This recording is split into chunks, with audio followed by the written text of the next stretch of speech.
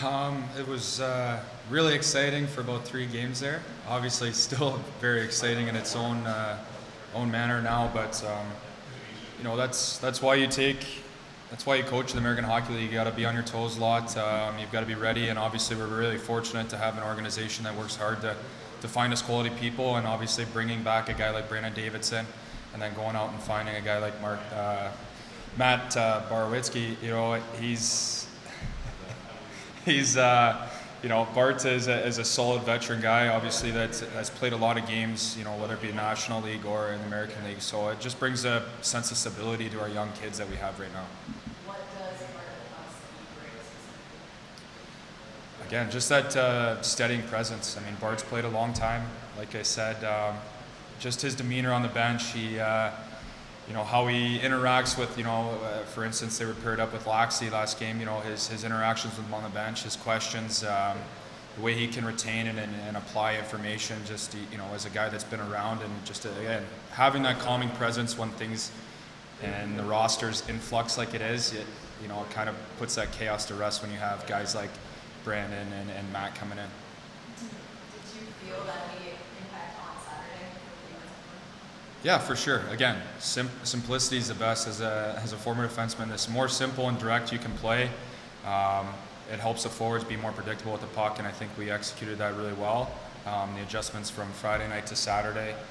And again, when you have a D-core, especially ours, how young our forward group is, they have to be the leaders, they have to be the drivers, and they have to put our players in our forward group in situations to succeed.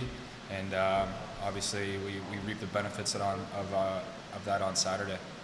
Brandon Davidson, you know him, he knows you. What did you ask of him specifically this season? Come back with the same work mentality. He's a guy that plays hard.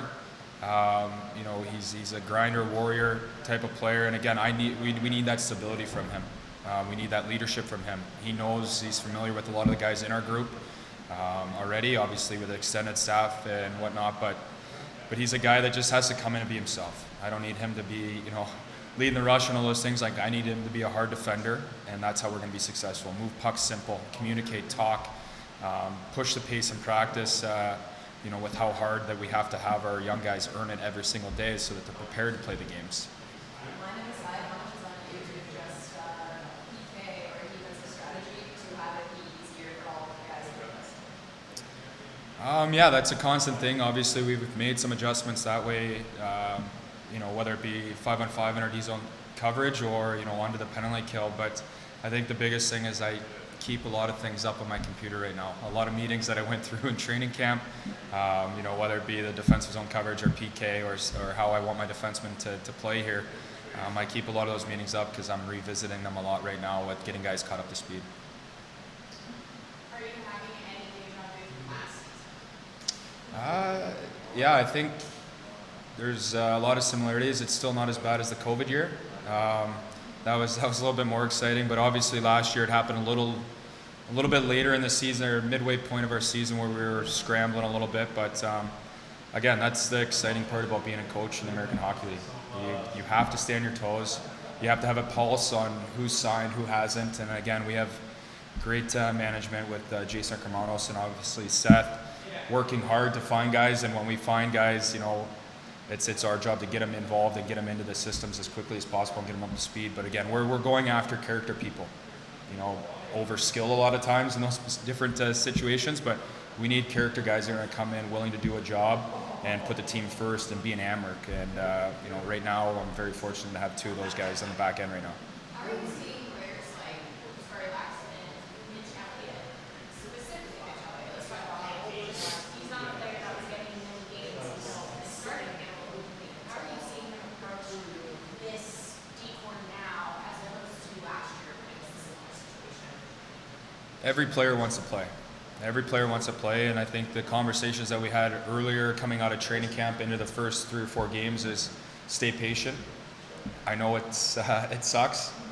Everyone wants to play, but I think that was just the constant with him. Like, you've been in the American League long enough, things are going to happen, and I need you to be ready for the opportunity when it comes. You can't be pouty, you can't be upset, and that was a great thing about Mitch is, yeah, he's upset he's not playing, but he put the work in, and when he got the opportunity, he's been great, and he's played really solid. And he's every game his minutes have gone up. So it's a credit to him as a person and a player. And again, I'm happy for success, and there's still some things that he's going to continue to build on.